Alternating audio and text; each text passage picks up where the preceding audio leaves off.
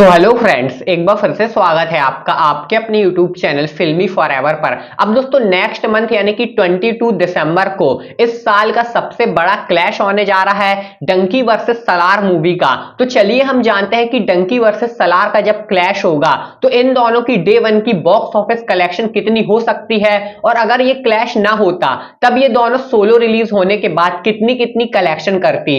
सबसे पहले दोस्तों आपको बता दें, डंकी और सलार एक ही डेट पर आ रही है। इसका मतलब है कि कहीं ना कहीं डंकी और सलार की स्क्रीन्स को भी आपस में बंटना पड़ेगा।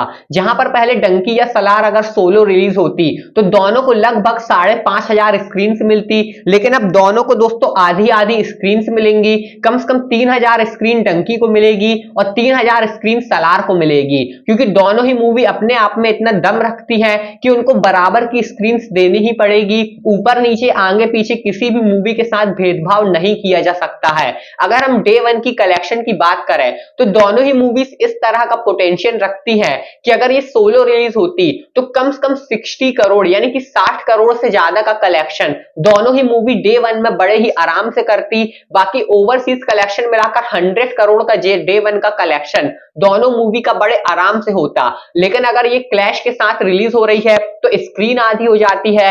उस हिसाब से दोस्तों सलार का जो कलेक्शन है वो 35 टू 40 करोड़ के मिड में इंडिया से नेट कलेक्शन आता हुआ दिखाई दे रहा है, यानी कि 35 से 40 करोड़ के मिड में सलार डे वन में कलेक्शन करेगी। और वही डंकी का जो कलेक्शन है वो 30 से 35 करोड़ के मिड में होने वाला है।